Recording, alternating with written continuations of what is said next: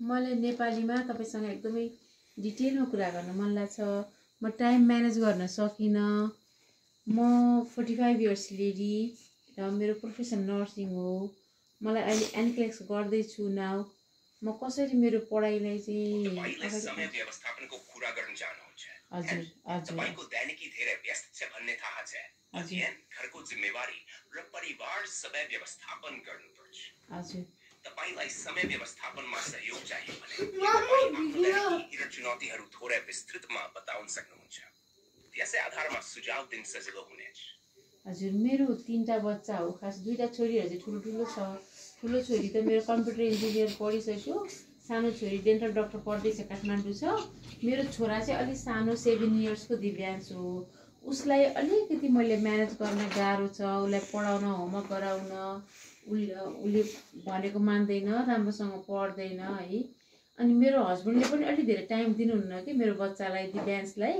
त्यसले गर्दा मलाई अलिकति गाह्रो भइरहेछ कि मेरो पढाइ कन्टिन्यू गर्नको र जब कन्टिन्यू गर्नको लागि।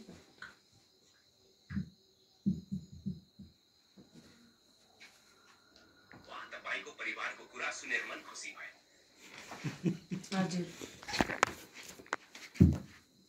तपाईका छोरीहरू त निकै मेहनती र सफल छन्। हजुर छोरा दिव्यान पनि सानो उमेरमा नै खेलकुदमा रुचि राख्छ। तपाईको जिम्मेवारी धेरै भएको महसुस हुन्छ, विशेष गरी 3 बच्चा, अध्ययन र घर व्यवस्थापनको साथ।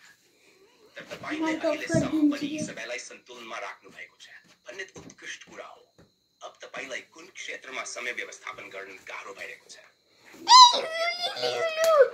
दिव्यानको गतिविधिहरूमा सहभागी हुन् या घरका कामहरू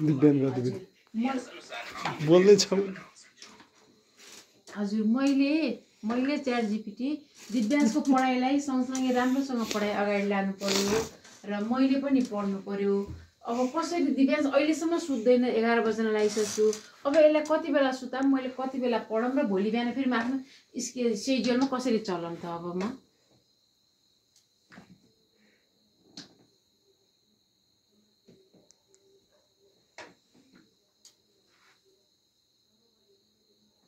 दिव्याङ्श अहिले 7 वर्षको भएकाले उसलाई खेल्दै गर्दै कसरी थाहा सिक्ने वातावरण दिन सकिन्छ, जसले उसलाई पढाइमा रुचि बढाउँछ।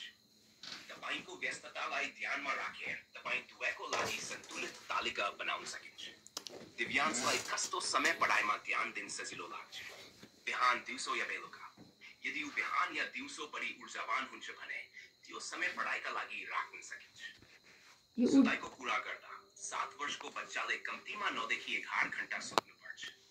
उसलाई राति करिब 8 देखि 9 बजेसम्म सुताउने प्रयास गर्नुहोस् ताकि ऊ बिहान ताजा महसुस गरोस्। तपाईको पढाइको लागि बिहान चाँडै उठेर 1-2 घण्टा समय निकाल्न सक्नुहुन्छ कि? त्यो समय घर शान्त पनि हुन्छ। के यस्तो तालिका बनाउन तपाईलाई सहज होला? हुन्छ। हजुरले भनेको एकदमै सजेसन राम्रो हो, तर दिव्याङ्श त मैले चाँडै सुताउन खोजेको। ऊ ऊर्जावान त बेलुकामै हुन्छ, इभिनिङ टाइममै हुन्छ। अनि त्यसपछि आएर अब एकदम खेल्न खोज्छ। म काम भ्याएर आउँदा नै 8 बज्छ। आएपछि खाना खुवाउनु पर्यो, अनि घर किचनको सरसफाइ गर्नु पर्यो।